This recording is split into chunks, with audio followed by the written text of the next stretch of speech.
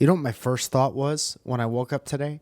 Everyone in high school called me a for having button fly jeans, and now every jeans is button fly.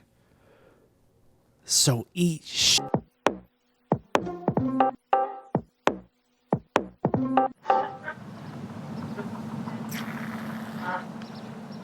You know how when you go to a sporting event, basketball, baseball, whatever, think about sports. You got it. There's always people launching t-shirts into the crowd because, as we've talked about ad nauseum, crowds love a free t-shirt. Can't get enough, even if it's 3XL, and you'll never be able to wear it in your entire life because it feels like you're wearing malleable construction paper, and they're never comfortable, and they always have an ass load of advertisements on the back, and it's never a good t-shirt, but people want them. So tough. I was wondering if anyone ever tore their rotator cuff or needed Tommy John surgery because of an injury, because of a t-shirt throwing injury.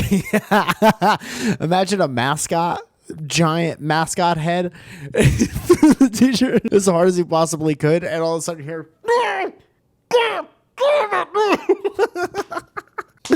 what a shitty way. Imagine going to the doctor, you're in a sling, and you're like, I was trying to get the mezzanine. Public service announcement. Please teach your kids to walk faster across the street. Please. I was stopped at a red light, and I saw 3 kids probably returning from school because it's school times. They were walking so slow, tortoise pace, low grade, very bad, head down, looking at their phones. And I was like, y'all are going to die at some point. That's not good. And then I put that on Twitter, and my friend Matt from home said, that's not how kids work. That's exactly how kids work. Because my parents put the fear of God in me walking across the street. Hey, just so you know, you're just a bag of organs, and a car could pop that bag like that. So run across the street after looking 1,000 different ways. So don't tell me that that's not how kids work. That's how kids work. You scare kids until they do the right shit. That's how we grew up in the 90s, and that's how we're still alive in the 2018.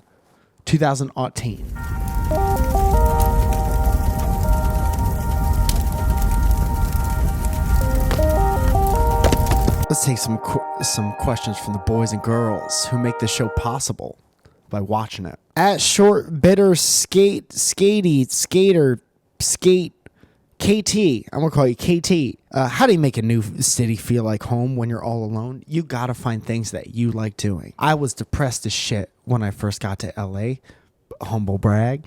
And I remember when we first officially moved here, Zoya wasn't even out here yet, and then she just came. She was getting all of her shit together, and I noticed that SummerSlam was coming to my fair city. I don't know if SummerSlam is coming to your city, but I went there by myself, and that was an awesome experience.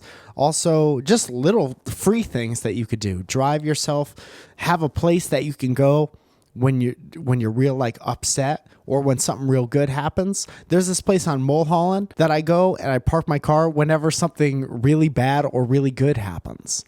Nice. So it doesn't get associated with either or, could be both. And that's a free thing. So there's the opposite ends of the spectrum. Just find a place that you like going to, find your own rhythm, and don't compare your shit to anybody else. Oh, those people are going to do something different every week. Those people love the bar and nightlife, but I don't really like that shit. Do other people make your home, or do you make your home? Answer the question. You make your home. So you find things that you like to do. Go throw something off a bridge. Robin Credible says, how do I stop feeling constantly envious of missing out on events or friends hanging out without me? Well, find new friends. Again, same thing as the other thing. Same thing as the other thing. Don't compare your life to other people. It's the easiest thing to say and the hardest thing to do. Don't compare your life to anyone else, because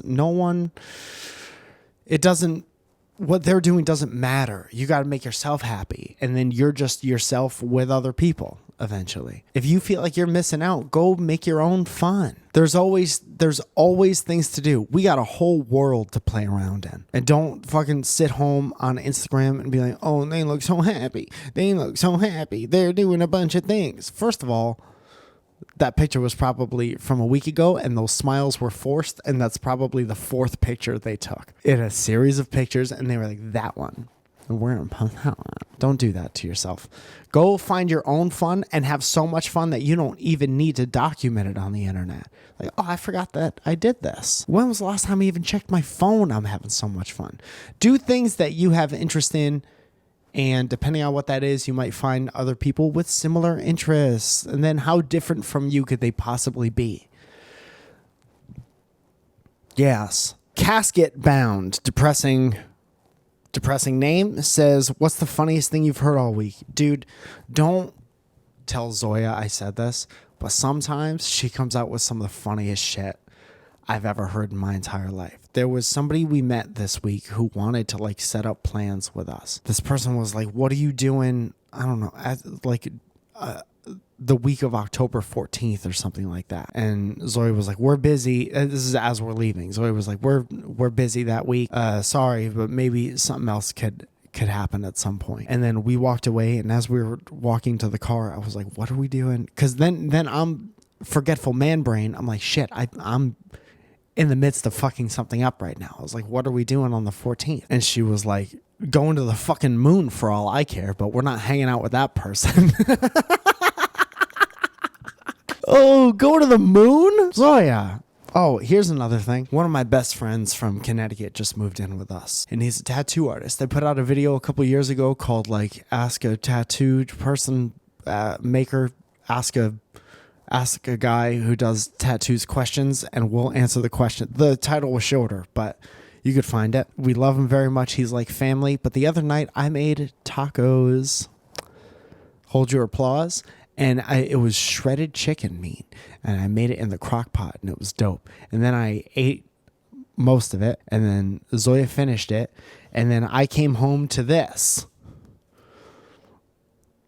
because Alex didn't get any taco. What do you think this means? Between those two things, those are the funniest things I've seen all week by far. Thank you so much for joining us. It's Mike in the Morning. I'm going to be in Toronto at the end of this month from the 26th to the 30th. The only show there's tickets left to is the Niagara Falls show on the 30th. Everything else is sold out, and I can't wait to see all you guys there. Thank you so much for selling it out. I might be able to get some tickets at the door on Friday and Saturday because they're club spots and not full sets of mine. We'll explain that later. On November 5th, I'm going to be in Nashville at the Soda Parlor, the Rogers' Soda Parlor. And come to that. I have a ton of shows in LA. Those are all available on my website, MikeFalzone.com. There's t-shirts on DFTBA.com. I think that's pretty much it. Thank you for everyone who sponsors the channel. I appreciate y'all very much. I got to redo these names, player.